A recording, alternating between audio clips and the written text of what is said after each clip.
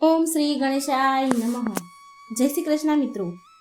શિવ પુરાણમાં વર્ણન થયેલી સોમવારની આ અત્યંત પાવન પવિત્ર પૌરાણિક કથા મિત્રો આપણે સાંભળીશું. મૃત્યુંજયાય રુદ્રાય નીલકંઠાય સંભવે અમૃતેશાય સર્વાય મહાદેવાય ધીમહે. પ્રિય ભક્તો, આજે આપણે સાંભળીશું દુઃખ દરિદ્રનો નાશ કરનારી ભોળાનાથની કથા.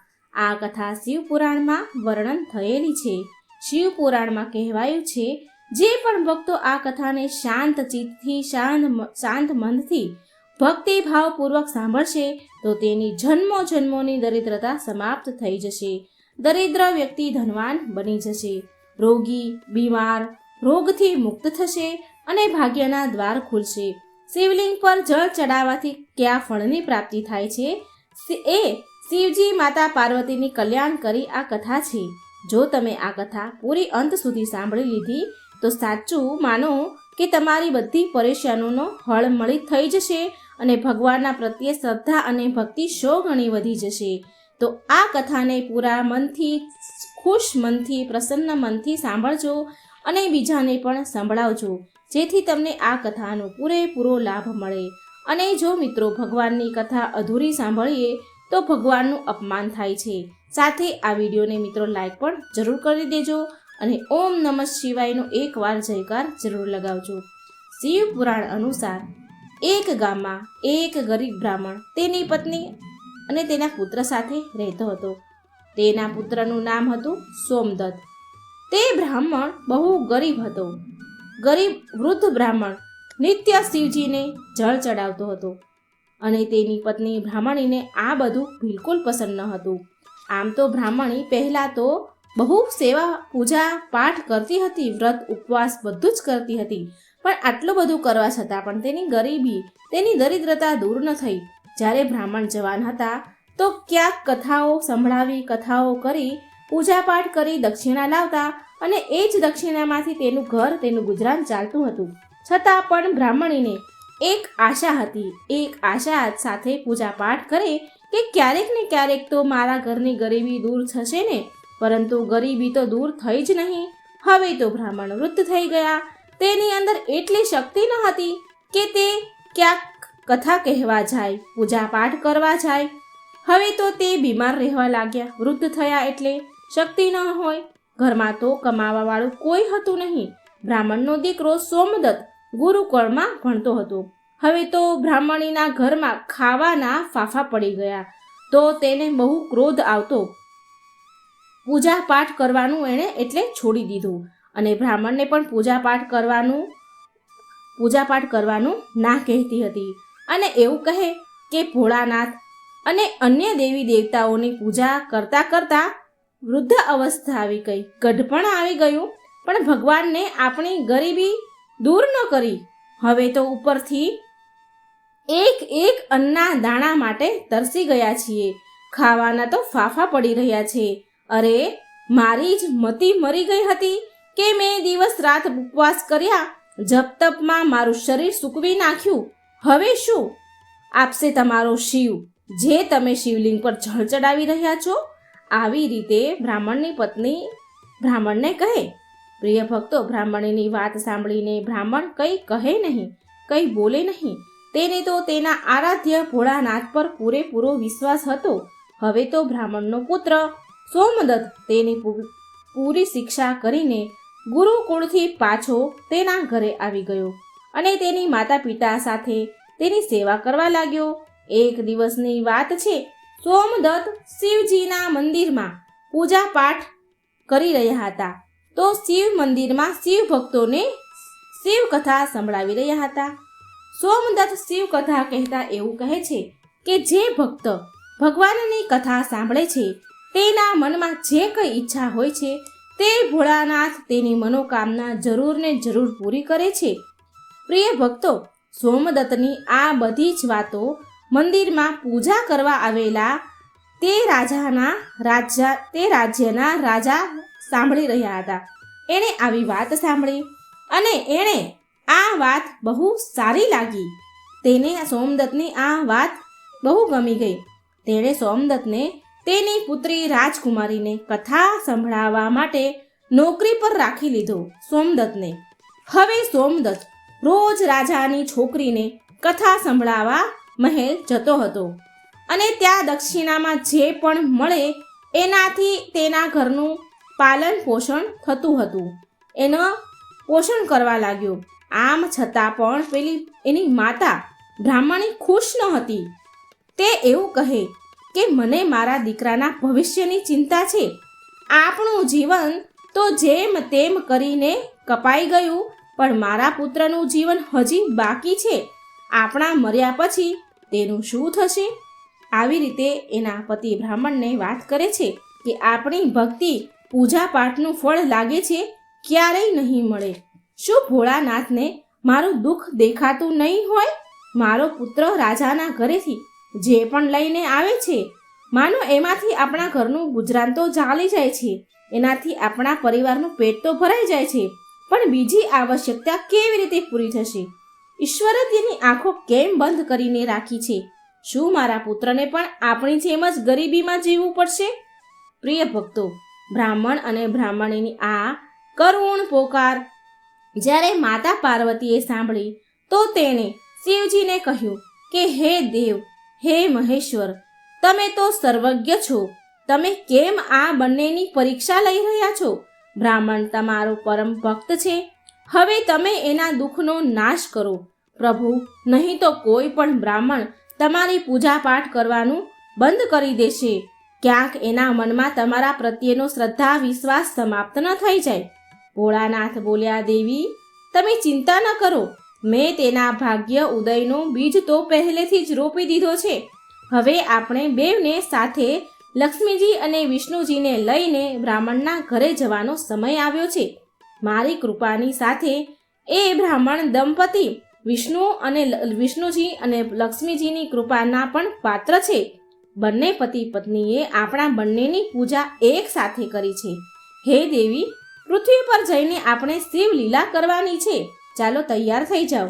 હવે શિવજી પાર્વતી સાથે નંદી પર સવાર થઈને વૈકુંઠ લોકમાં ગયા, જ્યાં ધ્યાનનિધિ દયાનિધિ ભગવાન વિષ્ણુ શેષનાગની સૈયા પર બિરાજમાન હતા. માતા લક્ષ્મી તેના પગ દબાવી રહ્યા હતા. ત્યારે શિવજીએ વિષ્ણુ ભગવાનને પૃથ્વી પર જવા કહ્યું તો વિષ્ણુ ભગવાન બોલ્યા, હે દેવી લક્ષ્મી, ચાલો આપણા ભક્તના ઘરે જવાનો સમય આવી ગયો છે. હવે ચારેય દેવી દેવતા સાધુના વેશ ધારણ કરીને પૃથ્વી લોક પર બ્રાહ્મણના ઘરે પહોંચી ગયા અને અલખ જગાવી અને બોલ્યા, અલખ નિરંજન, અલખ નિરંજન. ઘરમાંથી વૃદ્ધ બ્રાહ્મણ બહાર નીકળ્યા અને એણે પ્રણામ કર્યા એ સાધુને. તો એ સાધુ વેશધારી ભગવાન શિવ અને ભગવાન વિષ્ણુ બોલ્યા, અમે રાત્રિ તમારા ઘરે વિશ્રામ કરીશું. આ સાંભળી બ્રાહ્મણ પુત્ર સોમદત્તે અતિથિ દેવો ભવ ઉચ્ચારણ કર્યું અને કહે છે કે મહારાજ, મારા ઘરે દક્ષિણામાં મળેલા મને દાળ ભાત વગેરેથી અમારા ભોજનની પૂર્તિ થાય છે, માટે હું એક સમયના ભોજનની વ્યવસ્થા તમારા માટે કરી શકું છું. તો સાધુઓએ એને એક વાસણ આપીને કહ્યું કે એ દાળ ભાત આ વાસણમાં બનાવો તો આપણા બધાનું 2 સમયનું ભોજન બની જશે. આ પ્રકારે એ વાસણમાં ભોજન બનાવવાથી બંને સમયના ભોજનની પૂર્તિ થઈ જતી હતી. બીજા દિવસે પ્રાતઃકાળે સવારે સોમદત્ત જવા લાગ્યો તો સાધુ રૂપી ભગવાન શિવ પૂછે છે, હે પુત્ર, તું ક્યાં જઈ રહ્યો છે? એટલે એણે કહ્યું, સોમદત્ત કહે છે કે સાધુ મહારાજ, હું રાજાની પુત્રીને રાજકુમારીને કથા સંભળાવવા જઈ રહ્યો છું. તો સાધુ બોલ્યા કે તું કથા સંભળાવ્યા બાદ રાજાની પુત્રી રાજકુમારીને એવું પૂછજે કે તું કઈ અભિલાષાની આશાની પૂર્તિ માટે આ કથા સાંભળી રહી છે. હવે સોમદત્ત રાજકુમારીને કથા સંભળાવ્યા પછી એ પ્રશ્ન પૂછે છે કે તમે કઈ અભિલાષાની પૂર્તિ માટે કથા સાંભળો છો? તો રાજકુમારી રાજાની છોકરી બોલી કે હું એ અભિલાષાથી કથા સાંભળું છું કે મને એવો વર મળે જેની ચર્ચા બધાની જીભ પર હોય, જેના માથે સૂર્ય ચંદ્રનો પ્રકાશ હોય, શોભી રહ્યા હોય તથા એ ભાગ્યનો એવો ધનવાન હોય કે એના ચરણમાં લક્ષ્મીજી વસેલી હોય અને જાન લઈને આવે ત્યારે અત્યાર સુધી કોઈ જે જાન લઈને ન આવ્યું હોય એવી જાન લઈને આવે. તો પ્રિય ભક્તો, હવે સોમદત્ત પાછા ઘરે આવીને રાજકુમારીની બધી જ વાત એ સાધુને કહે છે. હવે જુઓ, બીજા દિવસે જ્યારે એ પ્રાતઃકાળે સોમદત્ત સવારે ફરી કથા સંભળાવવા માટે જાય છે તો સાધુ બોલ્યા, ભગવાનના વેશમાં આવેલા સાધુ બોલ્યા, બેટા, આજે ફરી એ જ પ્રશ્ન રાજકુમારીને પૂછજે અને જે ફરી કાલ વાળો જવાબ તને આપે તો એવું કહેજે કે જેવો પતિ તને જોઈએ છે એવો પતિ તો માત્ર હું એક જ છું, હું એક જ એવો વ્યક્તિ છું. આવું કહીને ભાગીને આવતો રહેજે. આ સાંભળી સોમદત્ત બોલ્યો, હે સાધુ મહારાજ, હું એક ગરીબ બ્રાહ્મણ. ક્યાં હું એક ગરીબ બ્રાહ્મણ જેનું ઘર એની દીધેલી દક્ષિણા ઉપર ચાલી રહ્યું છે, અને ક્યાં એ રાજકુમારની રાજાની પુત્રી રાજકુમારી.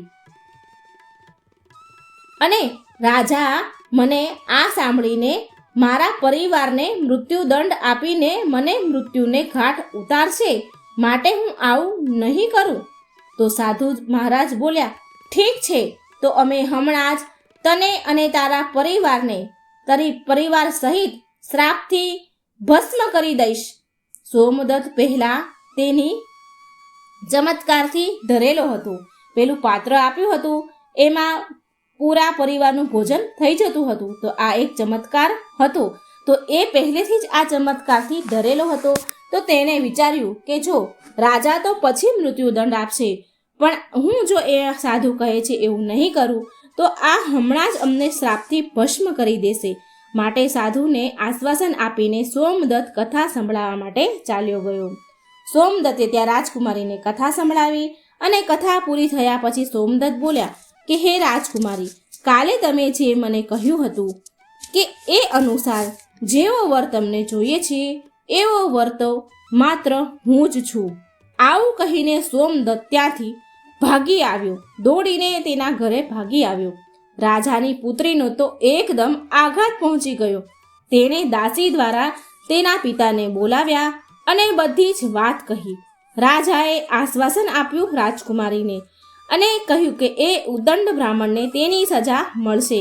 રાજાએ તેના મંત્રી સાથે ચર્ચા વિચારણા કર્યા તો એક વરિષ્ઠ મંત્રી બોલ્યા, સોમદત્તે તો અપરાધ તો ફાંસી દેવા લાયક કર્યો છે, પરંતુ એ એક બ્રાહ્મણ છે, તેને ફાંસી આપવાથી એક બ્રાહ્મણ હત્યાનું પાપ લાગશે. કંઈક એવું કરો કે તેને દંડ પણ મળે અને બ્રહ્મ હત્યાનું પાપ પણ ન લાગે. પ્રિય ભક્તો, ઘણો વિચાર વિમર્શ કર્યા પછી એ નક્કી થયું કે લગ્નનું નિમંત્રણ પત્ર અમુક શરતો સાથે સોમદત્ત બ્રાહ્મણના ઘરે મોકલવામાં આવે.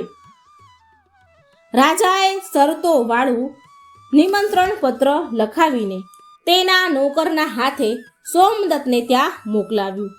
આ બાજુ સોમદત્તે ઘરે પહોંચીને સાધુઓને બધી વાત કરી. સાધુઓને કહ્યું કે તમારા કહ્યા અનુસાર રાજકુમારીને મેં કહ્યું તો રાજકુમારી બહુ ક્રોધે ભરાણી. હવે જલ્દી ફાંસીનો સંદેશ પહોંચતો જશે ઘરે. થોડી વારમાં જ નોકર નિમંત્રણ પત્ર લઈને ઘરે પહોંચી ગયો.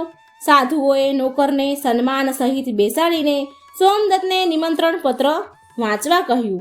તો તે પત્ર આ પ્રકારે હતો.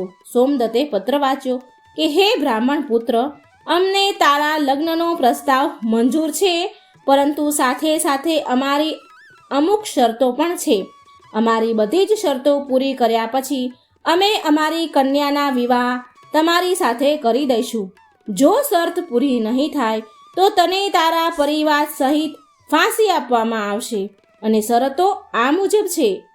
પહેલી શરત એ છે કે જાનમાં આવેલા જે બધા જાનૈયા છે, જાનૈયા માટે જાનના ઘર એટલે કે જાનૈયાના ઉતારા તથા બનાવેલા તંબુ જાનૈયાથી ભરેલા હોવા જોઈએ. જાનૈયા માટેના બધા ઉતારાઓ, બધા ઘર અને બધા બનાવેલા તંબુઓ ખાલી ન હોવા જોઈએ, બધા જ ભરેલા હોવા જોઈએ. એક પણ તંબુ ખાલી ન રહેવો જોઈએ. અને અમારી બીજી શરત એ છે કે જાનવાળા માટે, આર્થિક સત્કાર માટે બધી જ ખાદ્ય સામગ્રી, જમવાની સામગ્રીનો ઉપયોગ થઈ જવો જોઈએ, કંઈ પણ વધવું ન જોઈએ. અને અમારી ત્રીજી શરત એવી છે કે એવી અદ્ભુત જાન આવવી જોઈએ કે જેની પ્રશંસા બધા વ્યક્તિના જીભ પર હોય. હવે જાન આવવા બાદ જો કોઈ પણ શરત અધૂરી હશે તો જાનમાં આવનારા બધા જ લોકોને ફાંસી આપવામાં આવશે. પત્ર વાંચીને તો સોમદત્તનો પરસેવો છૂટી ગયો, ડરીને ધ્રુજવા લાગ્યો. સાધુઓ બોલ્યા, તું ડર નહીં પુત્ર, નોકરને ભોજન ખવડાવી પત્રનો ઉત્તર આપીને વિદાય આપો અને પત્રમાં લખો કે તમે વિવાહની તૈયારી કરો અને આ દિવસે અમે જાન લઈને આવીએ છીએ. નોકરને ભોજનમાં દાળ ભાત પીરસવામાં આવ્યા અને નોકરની થાળીમાં ચમત્કારથી 36 પ્રકારના ભોજન બની ગયા. વિદાય કરતા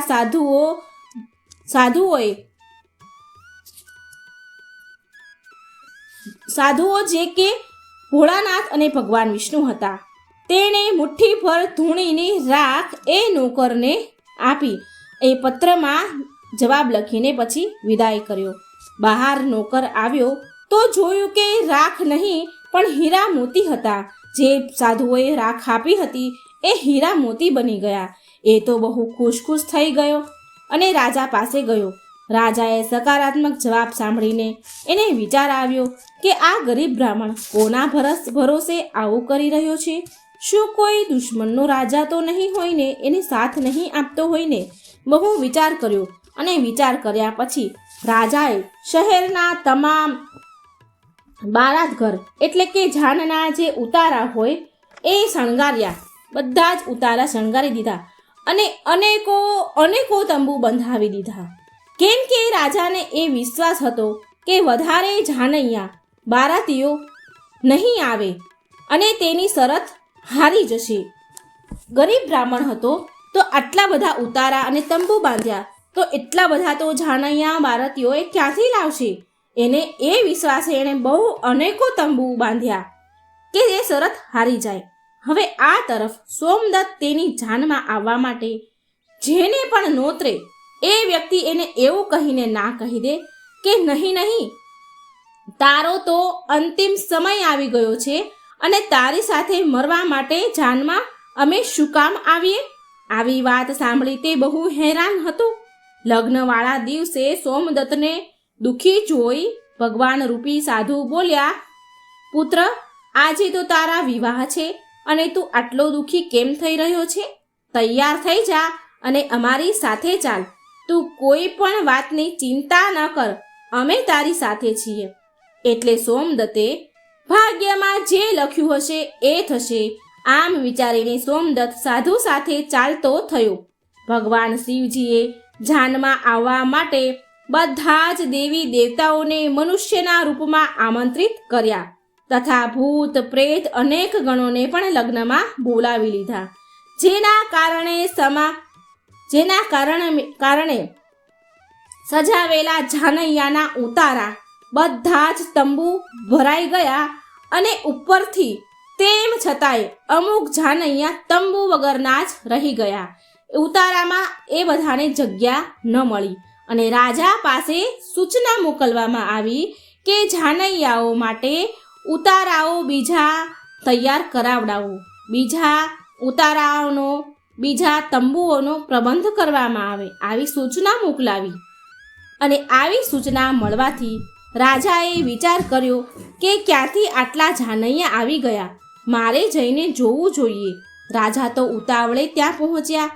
રાજાને આવતા જોઈને શુક્લવ ને શનિદેવને ભગવાન શિવે બાળકના રૂપમાં બનાવી દીધા. ભગવાન શિવે એમને બાળકનું રૂપ ધારણ કરાવી દીધું અને ભૂખના કારણે રડાવા લાગ્યા. ભગવાન શિવે શનિદેવને બાળકનું રૂપ બનાવ્યું. બહુ બધા લોકોને બાળકનું રૂપ બનાવડાયું અને ભૂખના કારણે રડતા હોય એવું કરવા લાગ્યા. એ બાળકો ખૂબ જોરથી રડતા હતા. રાજાએ એ બાળકોને રડતા જોઈને પૂછ્યું એ સાધુ મહારાજને પૂછ્યું, આ બાળકો કેમ રડી રહ્યા છે? તો સાધુ રૂપમાં શિવજી બોલ્યા, હે રાજન, આ બાળકોને બહુ ભૂખ લાગી છે. રાજાએ એ બાળકોને ખાવા માટે મોકલી દીધા. જ્યાં રસોઈ તૈયાર કરવામાં આવી હતી આટલા બધા વિશાળ જાનૈયાઓ માટે. થોડા સમય પછી રાજાના કર્મચારીઓ રાજા પાસે આવ્યા અને કહે છે કે એ 2 બાળકો તો બધું જ ભોજન ખાઈ ગયા અને હજી પણ ભૂખ કરતા બૂમો પાડી રહ્યા છે, રડી રહ્યા છે. કેટલું બધું ભોજન બનાવવામાં આવ્યું હતું, એ બધું જ ભોજન આ 2 બાળકો જ ખાઈ ગયા છે. આ સાંભળીને રાજા તો થોડી વાર હેરાન થઈ ગયો, બહુ આશ્ચર્યમાં પડી ગયો અને હવે બધું ભોજન ખાઈ ગયા. આટલું બધું ભોજન એકસાથે તૈયાર કેવી રીતે થાય? તો એ રાજા ચિંતામાં પડી ગયો. હવે તેનો ઘમંડ એનો તૂટ્યો. તેણે તેનો ઘમંડ ત્યાગીને સાધુ સામે નત મસ્તક નમાવી કહ્યું, હે મહારાજ, હે સાધુ મહારાજ, હવે મારી લાજ, મારી આબરૂ તમારા હાથમાં છે.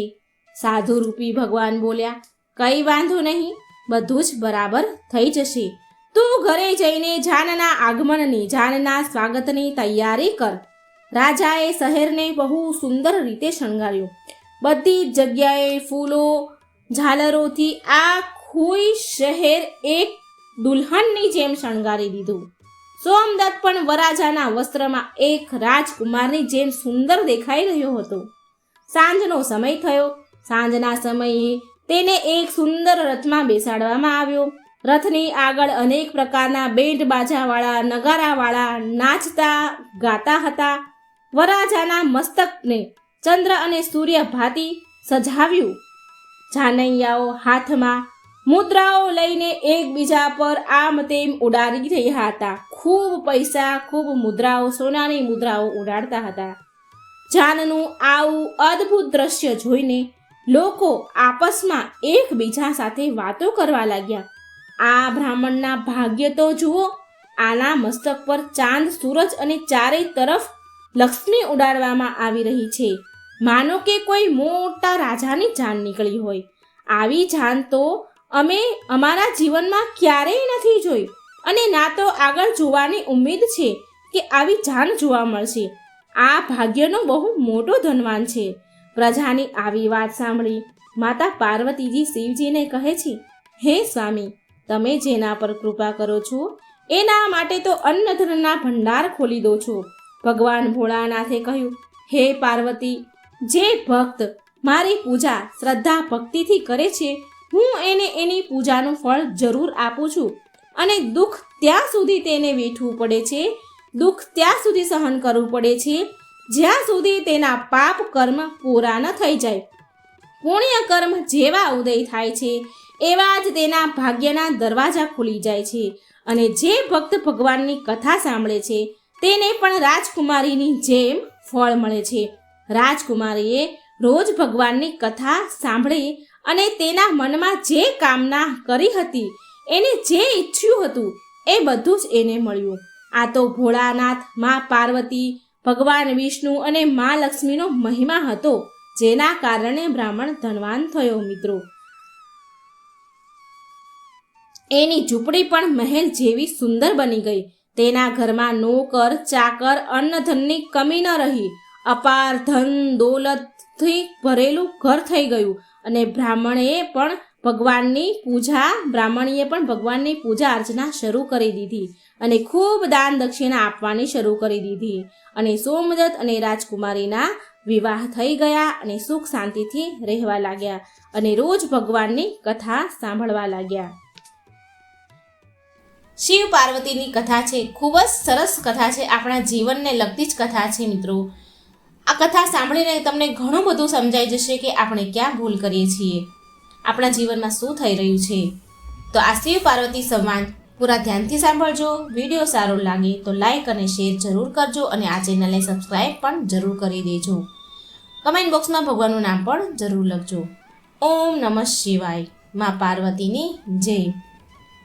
પાર્વતીજી શંકર ભગવાનને 2 પ્રશ્ન પૂછે છે. એમાં પહેલો છે કે મનુષ્યો વિપત્તિઓમાં કેમ ફસાય છે, અને બીજો પ્રશ્ન છે કે કેવો ગુણ માણસને ધનવાન બનાવે છે. તો એકવાર શંકર ભગવાન અને પાર્વતીજી ભ્રમણ કરી રહ્યા હતા. તે સમયે પાર્વતીની નજર એક ગરીબ ઉપર પડી. તે ગરીબ માણસ શંકર ભગવાન અને પાર્વતીજી જ્યાં ચાલી રહ્યા હતા ત્યાં સામેથી આવી રહ્યો હતો. તે ગરીબ માણસ જોઈને માં પાર્વતીજી શંકર ભગવાનને કહે છે કે પ્રભુ, તમે તો બધાના જ દુઃખ દૂર કરો છો. જુઓ, સામે પેલો ગરીબ દુઃખી માણસ આપણી તરફ આવી રહ્યો છે. જુઓ પ્રભુ, તે માણસ પર સારા કપડાં પણ નથી.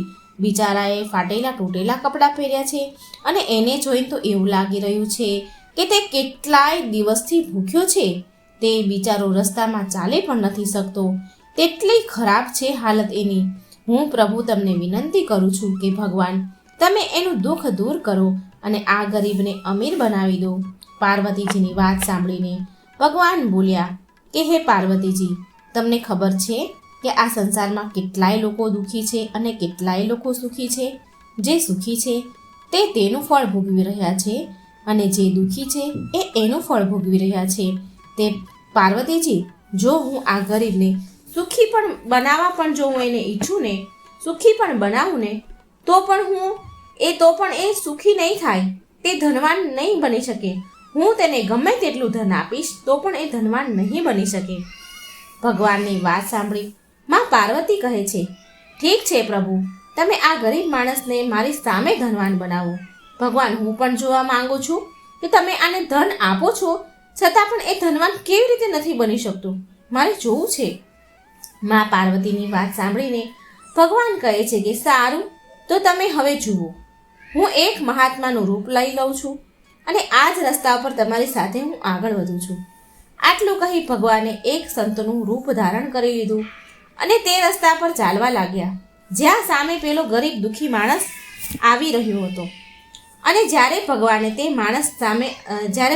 માણસ સામે આવ્યા ત્યારે તે દુઃખી માણસ માં પાર્વતીને અને તે સંતને પ્રણામ કરે છે. શંકર પાર્વતીજીએ તો સાધુનું રૂપ ધારણ કર્યું છે એટલે એ ગરીબ માણસ એમને પ્રણામ કરે છે અને તે માણસ તે સંતને કહે છે કે મહારાજ, હું કેટલાય દિવસથી ભૂખ્યો છું. મેં કેટલાય દિવસથી ભોજન નથી ખાધું. હું એટલો ગરીબ છું કે મારી પાસે એટલા પૈસા નથી કે હું પેટ ભરીને ભોજન કરી શકું. મારી તમને પ્રાર્થના છે કે જે સંતના ચરણમાં જાય છે તેનો બેડો પાર થઈ જાય છે. મહાત્માજી, હું તમારા શરણમાં છું. તમે મને એટલું ધન આપી દો કે મારું જીવન સારી રીતે નીકળી જાય.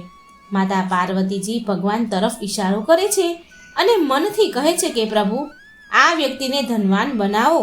હું જોવા માંગુ છું કે તમે આને ધનવાન બનાવો છતાં પણ એ ધનવાન કેવી રીતે બનતો નથી.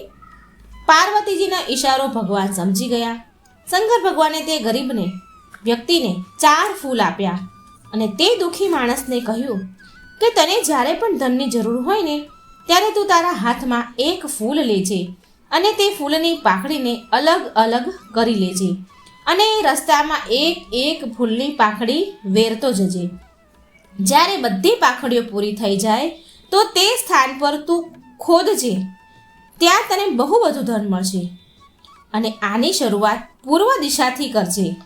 જ્યારે તને ધનની જરૂર હોય ત્યારે તારે પહેલાં પૂર્વ દિશા તરફ જવાનું છે અને જો તો પણ તને ધનની તારી ઈચ્છા પૂરી ન થાય, તારું મન ન ભરાય, તો પાછું બીજું ફૂલ લેજે.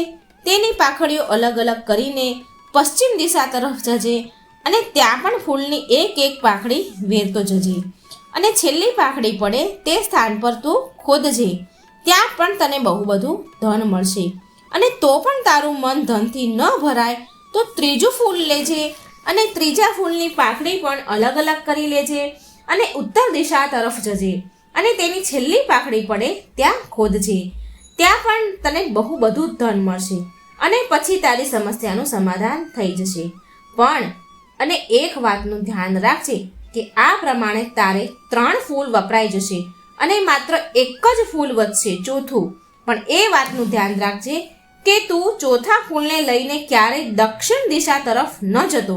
જો તું ચોથું ફૂલ લઈને દક્ષિણ દિશા તરફ ગયો તો તને ભારે નુકસાન થશે અને તારું જીવન ફરી દુઃખમાં પરિવર્તન થઈ જશે. આમ ભગવાન તે ગરીબ માણસને 4 ફૂલ આપી દે છે અને પછી પાર્વતીજી સાથે આગળ વધી ગયા.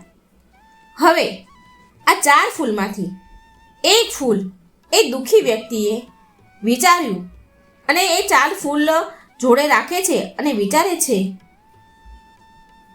કે હું આમાંથી એક ફૂલ લઈને પૂર્વ દિશાઓ તરફ જાઉં અને મારું જીવનને હું ધનથી ભરી દઉં, ધનથી બધું બહુ પૈસાવાળો થઈ જાઉં, એમ વિચાર કરીને એ વ્યક્તિ એક ફૂલ હાથમાં લઈને તેની પાંખડીએ તોડી નાખી અને પૂર્વ દિશા તરફ એક એક પાંખડી વેરતો ગયો અને છેલ્લી પાંખડી જ્યાં પડી ત્યાં તેણે ખોદ્યું તો તેને ત્યાંથી બહુ બધું ધનનો ખજાનો મળ્યો.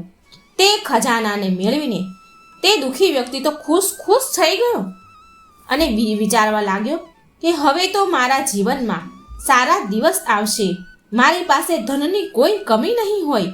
હવે ફરી તે વિચારે છે કે આ ખજાનાને એક બાજુ મૂકીને બીજું ફૂલ લઈને પશ્ચિમ દિશા તરફ જાઉં અને ત્યાંથી મને બીજું ધન મળશે, તે બધું ધન લઈને હું ઘરે ચાલ્યો જઈશ. આવી રીતે ગરીબ વ્યક્તિ પહેલા ફૂલથી મળેલા ખજાનાને એક જગ્યા પર ખાડો ખોદીને મૂકી દે છે અને બીજું ફૂલ હાથમાં લઈને તેની પાંખડીઓ અલગ અલગ કરી અને પાછો તે લઈને પશ્ચિમ દિશા તરફ એક એક પાંખડી નીચે પાડતો જાય છે અને જ્યાં છેલ્લી પાંખડી પડી ત્યાં તેણે ખોદ્યું તો ત્યાં તેને બહુ બધું ધન મળ્યું, મોટો ખજાનો મળ્યો અને હવે તે દુઃખી વ્યક્તિ ખુશીને મારે તો પાગલ થાય છે. તે વિચારે છે કે હવે મારા જેટલો ધનવાન બીજો આ દુનિયામાં કોઈ નહીં હોય, છતાં પણ તેને એટલા ધનથી સંતોષ ન થયો અને ફરીથી તે વિચારે છે કે હું આ ધનને પહેલા ફૂલની મળેલા ખજાનાની જેમ ફરી છુપાઈ દઉં અને ત્રીજું ફૂલ લઈને ફરી હું ઉત્તર દિશા તરફ જઈશ અને ત્યાં પણ જે ધન મળે એ બધું લઈ લઈશ, બધું ભેગું કરીને પછી હું ઘરે ચાલ્યો જ જઈશ. આમ તે બીજું ફૂલ હતું જે બીજા ફૂલથી ધન મળ્યું હતું એ પણ એને સુરક્ષિત જગ્યા પર મૂકી દીધું અને આમ વિચાર કરી તે ગરીબ વ્યક્તિ ત્રીજું ફૂલ હાથમાં લે છે અને તે ફૂલની પાંખડીઓ અલગ અલગ કરે છે અને તે ઉત્તર દિશા તરફ ચાલવા લાગે છે. તે ઉત્તર દિશામાં એક એક ફૂલની પાંખડી વેરતો જાય છે, પાડતો જાય છે અને છેલ્લી પાંખડી વધે છે તો તે ત્યાં ખોદે છે. ત્યાં પણ તેને બહુ બધું સારું ધન મળ્યું, ખૂબ ખજાનો મળ્યો, સોના હીરા મોતી ઝવેરાત બહુ મળ્યું. હવે તો તે વ્યક્તિનું ખુશીનું કોઈ ઠેકાણું ન રહ્યું. એ તો ખુશીના મારે નાચવા કૂદવા લાગ્યો અને મનમાં વિચાર કરે છે કે મારા જેટલો ધનવાન આ સંસારમાં કોઈ નથી, મારી પાસે પુષ્કળ ધન ભેગું થઈ ગયું છે. હવે તો હું જે ચાહીશ એ બધું જ કરીશ, બધી જ મારા સપનાઓ મારી ઈચ્છાઓ હું પૂરી કરીશ. હવે મેં 3 ફૂલોને તો વાપરી લીધા છે પણ ક્યાંક આ ચોથું ફૂલ ખોવાઈ ન જાય, ચાલ આને પણ હું વાપરી જ લઉં. મને પેલા મહાત્માજીએ તો ના પાડી હતી કે આ ચોથા ફૂલને દક્ષિણ દિશા તરફ લઈને ન જતો, પણ મારે તો હજી વધારે ધનવાન બનવું છે, મારે તો હજી ધન જોઈએ છે. હું તો જરૂર આ ફૂલ પણ વાપરી જ લઉં. પછી ત્રીજા ફૂલથી જે ધન મળ્યું એ પણ તેને સુરક્ષિત જગ્યાએ મૂકી દીધું. 3 ફૂલનું જે ધન મળ્યું એ બધું જ એને સાચવીને સુરક્ષિત જગ્યાએ મૂકી દીધું. આમ તેને ધનની વધારે લાલચ લાગી. જે મળ્યું એમાં એને સંતોષ ન હતો અને હજી લાલચ હતી. તેણે ચોથા ફૂલને પણ હાથમાં લઈને તેની પાંખડીઓ તોડી લીધી અને તે લઈને દક્ષિણ દિશા તરફ જવા લાગે છે અને દક્ષિણ દિશામાં તે ફૂલની એક પાંખડીઓ નીચે નાખતો જાય છે અને છેલ્લી ફૂલની પાંખડી નીચે નાખી તો ત્યાં તે જગ્યાએ તેણે ખોદ્યું તો તેને એક મહેલનો દરવાજો દેખાયો. ત્યાં બહુ મોટો દરવાજો હતો. પછી તે દુઃખી વ્યક્તિએ દરવાજાને ખોલ્યો તો તેને અંદર મહેલ દેખાય છે અને મહેલની અંદર ચારેય બાજુ હીરા સોના ચાંદી જડેલા દેખાય છે. આખો મહેલ સોનાનો અને તે મહેલમાં બધું જ જુએ છે પણ ત્યાં તેને કોઈ દેખાતું નથી. આખો મહેલ જુએ છે, ત્યાં એને કોઈ પણ દેખાણું નહીં. ખૂબ પૈસાથી ભરેલો મહેલ, હીરા મોતીથી જડેલો મહેલ. અને તે ગરીબ વ્યક્તિ વિચારે છે કે આ કેટલો સુંદર હીરાનો સોનાના ચાંદીનો જડેલો મહેલ છે. નક્કી તે મહાત્માએ આ મહેલને તેના માટે જ રાખ્યો હશે, એટલે જ તે મહાત્મા મને આ ચોથું ફૂલ વાપરવાની ના કહેતા હતા કે કે આ ચોથા ફૂલને લઈને તું દક્ષિણ દિશા તરફ ન જતો? જરૂર એ મહાત્માને લાલચ હતી, પણ હું કેવી રીતે માનું? મારે તો બહુ બધું ધન અને સોનું જોઈતું હતું, અને હવે તો આ મહેલમાં કોઈ નથી, એટલે આ મહેલ તો મારો બની ગયો. આ મહેલમાં જેટલા પણ હીરા, સોના, ચાંદી ભરેલા છે, જે ભંડાર છે, એ બધા જ મારા છે. હવે મારાથી મોટો ધનવાન કોઈ નથી. હવે હું આખું એ જીવન સુખ શાંતિથી જીવીશ, સુખ ભોગવીશ. મિત્રો જુઓ, ભગવાન શંકર પાર્વતીજીને કહે છે કે જુઓ પાર્વતીજી, મેં તમને કહ્યું હતું ને કે હું તેને ધનવાન બનાવવા માંગીશ, તો પણ એ વ્યક્તિ ધનવાન નહીં બને. તમે જીદ કરી હતી, માટે એ 4 ફૂલ મેં એને આપ્યા હતા. અને જો મેં એ વ્યક્તિને ના કહી હતી કે તું ચોથું ફૂલ લઈને દક્ષિણ દિશામાં ન જતો, પણ આ વ્યક્તિએ મારી વાત માની નહીં અને ચોથા ફૂલને લઈને દક્ષિણ દિશામાં પહોંચી ગયો છે. ચોથું ફૂલ લઈને હવે તમે જોયા કરશો કે આગળ શું થાય છે. તમે મારી વાત માનતા નહોતા ને, પણ હવે આગળ જુઓ તમે. હવે એ ગરીબ વ્યક્તિ મહેલમાં થોડો આગળ વધ્યો, એટલે તેને મહેલના એક રૂમમાં અવાજ આવ્યો. એટલે તે માણસ જોવા માટે તે રૂમમાં ગયો. ત્યાં તે જુએ છે કે એક માણસ ત્યાં ઘંટી ચલાવતો હતો, દળવાનું કામ કરતો હતો. એટલે આ ગરીબ માણસ તે ઘંટી ચલાવવા વાળાને સવાલ કરે છે કે તમે આ મહેલમાં ઘંટી કેમ ચલાવી રહ્યા છો? આ મહેલનો માલિક કોણ છે? આ દુઃખી માણસની વાત સાંભળી તે ઘંટી ચલાવવા વાળો કહેવા લાગ્યો કે હું તમને મારા પ્રશ્નના ઉત્તર આપીશ, એક શરત પર આપીશ. જો તું મારી જગ્યા પર થોડી વાર માટે ઘંટી ચલાવીશ, તો હું ઘણા સમયથી ઘંટી ચલાવી રહ્યો છું, માટે હું થાકી ગયો છું. થોડી વાર મને આરામ કરવા દે. અને પછી તે ગરીબ વ્યક્તિ તેની શરત માને છે અને તેને કહે છે કે તમે હટી જાઓ, હું તમારી જગ્યાએ ઘંટી ચલાવીશ, પણ તમે મારા પ્રશ્નનો ઉત્તર આપો. પછી તે દુઃખી વ્યક્તિ ગરીબ માણસ એ ઘંટી ચલાવવાના સ્થાન પર આવી જાય છે અને ઘંટી ચલાવવા લાગે છે. અને જે પેલો માણસ હતો, જે પહેલેથી જ ઘંટી ચલાવી રહ્યો હતો, તે દૂર જઈને ઊભો રહી જાય છે અને કહે છે કે પૂછે છે, હવે તારા બધા પ્રશ્નના હું જવાબ આપું છું, સાંભળ. ત્યારે તે દુઃખી માણસ તેને પૂછે છે કે મને કહો કે આ મહેલનો માલિક કોણ છે અને તમે અહીં ઘંટી કેમ ચલાવી રહ્યા છો? અને ત્યારે તે પેલો ઘંટી ચલાવવાવાળો જે માણસ હતો, એ દુઃખી માણસ એ ગરીબ માણસને કહે છે કે મને એક સંતે 4 ફૂલ આપ્યા હતા અને મને ચોથું ફૂલ લઈને દક્ષિણ દિશા તરફ આવવાની મને ના પાડી હતી, પણ હું વધારે ધન મેળવવાના લોભમાં મેં એમની વાત માની નહીં. જે મને પેલા 3 ફૂલ ધન જે પેલા મને 3 ફૂલથી ધન મળ્યું હતું, તે મેં ગુમાવી દીધું. અને હું તારી જેમ જ અતિશય ધન મેળવવાની લાલચમાં આ મહેલમાં આવી ગયો, ચોથું ફૂલ વાપરી. અને આ મહેલનો માલિક તે જ છે જે આ ઘંટી ચલાવે છે. અને જેવું જ આ ઘંટી ચલાવવાની બંધ થશે, આ ઘંટી બંધ થશે, તેવો જ આ મહેલ ભાંગી પડશે અને તું આ મહેલમાં જ દટાઈ જઈશ અને મરી જઈશ. મારી પહેલા કોઈ બીજો લાલચી વ્યક્તિ હતો જે આ ઘંટી ચલાવી રહ્યો હતો, અને મેં પણ તારી જેમ જ તે સંતની વાતને ન માની અને હું અહીં આવી ગયો. તું તારી લાલચમાં અહીં આવી ગયો.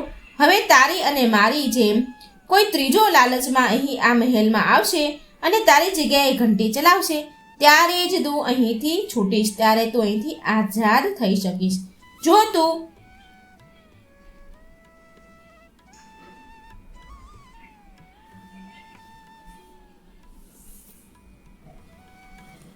આ ઘંટી બંધ કરવાની કે અહીંથી ભાગવાની કોશિશ કરીશ, જેવી જ આ ઘંટી બંધ થશે તો એવો જ આ મહેલ પડી જશે અને તું આ મહેલની અંદર દટાઈને મરી જઈશ. ધ્યાન રાખજે, આ ઘંટી થોડી વાર માટે પણ બંધ થવી ન જોઈએ. જ્યાં સુધી બીજો માણસ લાલચમાં આવશે અહીં, ત્યારે તું આ સ્થાન પરથી તેને ઘંટી ચલાવવા દેજે, તો જ તું અહીંથી છૂટીશ. અને પછી તે દુઃખી વ્યક્તિને બહુ જ પછતાવો થયો કે મેં પેલા સંતની વાત ન માની, તેનું સન્માન ન કર્યું અને બહુ ધનની લાલચથી હું અહીં ફસાઈ ગયો. મારા 3 ફૂલોનું મળેલું ધન પણ મેં ગુમાવી દીધું. શંકર ભગવાન કહે છે કે જુઓ પાર્વતી, માણસ તેના જ કર્મનું ફળ ભોગવે છે. આ મનુષ્ય લોક ધરતી પર માણસ માત્ર તેના પૂર્વજન્મના ફળથી જ અમીર અને ગરીબ બને છે. મેં તમને પહેલેથી જ કહ્યું હતું કે હું આ માણસને ધનવાન બનાવીશ તો પણ તે નહીં બની શકે અને હું તમારી જીદ આગળ મજબૂર થઈ ગયો અને મેં આને ધનવાન બનાવવા માટે કોશિશ પણ કરી. શંકર ભગવાન પાર્વતીજીને કહે છે કે તમારે બે પ્રશ્ન હતા ને, કે માણસ વિપત્તિમાં કેવી રીતે ફસાય છે અને બીજો પ્રશ્ન કે કયો ગુણ માણસને ધનવાન બનાવે છે. તો બંને પ્રશ્નના ઉત્તર સમજી લો કે જે લાલચી પ્રકારના માણસ હોય છે તે વધારે પામવાની લાલચમાં જે તેની પાસે હોય છે ને તે પણ ગુમાવી દે છે અને તેમાં જીવનને દુઃખોથી ભરી દે છે અને આખું જીવન દુઃખમાં જ જીવે છે અને રોયા કરે છે. અને પાર્વતીજી, માણસને ધનવાન બનવું છે તો ધન બચાવવાનો સૌથી મોટો સારો ઉપાય એ છે કે પોતાના ખર્ચ પર નિયંત્રણ કરવું અને જેટલું કમાવું જરૂરી છે તો તેટલું બચાવવું પણ જરૂરી છે. જે પોતાનું ધન બચાવવાનું જાણે છે તે વ્યક્તિને જિંદગીભર કોઈ સામે હાથ ફેલાવવાનો વારો નથી આવતો અને આસાનીથી એ જીવન જીવી શકે છે. આવા લોકો તેની મુશ્કેલીના સમયમાં આસાનીથી તેનું જીવન જીવી લે છે. અને તમારા બીજા પ્રશ્ન અનુસાર લક્ષ્મીને ચંચળ મનાય છે, માટે પૈસાનો ઉપયોગ સાચવીને કરવો જોઈએ. જે માણસ પૈસાને પાણીની જેમ વાપરે છે તો તે માણસને એક દિવસ હેરાની, પરેશાની, મુસીબતીઓનો સામનો કરવો પડે છે. પોતાના જીવનને સુખી કરવા માટે લક્ષ્યને નિર્ધારિત કરવું જોઈએ, કારણ કે જો લક્ષ્ય જ નિર્ધારિત ન કરો તો તે કંઈ મેળવી જ ન શકાય. કેવી રીતે મેળવે? માણસને પૈસા માટે અધર્મનો માર્ગ પસંદ ન કરવો જોઈએ. અનૈતિક કાર્યથી કમાયેલું ધન વધારે સમય નથી ટકતું. ધનથી, પૈસાથી માણસનું માન સન્માન વધે છે, માટે પોતાની કમાણીનો થોડો ભાગ દાન, ધર્મ, પુણ્ય માટે નીકાળવો જોઈએ. આનાથી જરૂરિયાતમંદ લોકોને મદદ મળે છે અને આ પુણ્યથી મા લક્ષ્મીની કૃપા સદાય આપણા ઉપર વરસે છે. તો મિત્રો, આ હતી ભગવાન શિવ પાર્વતીની કથા. જો મિત્રો તમને આ કથા સારી લાગે તો ચેનલ લાઈક કરજો, ચેનલને સબસ્ક્રાઈબ જરૂર કરજો, વિડીયોને લાઈક પણ જરૂર કરજો. જય શ્રી કૃષ્ણ. રાધે રાધે. Thank you.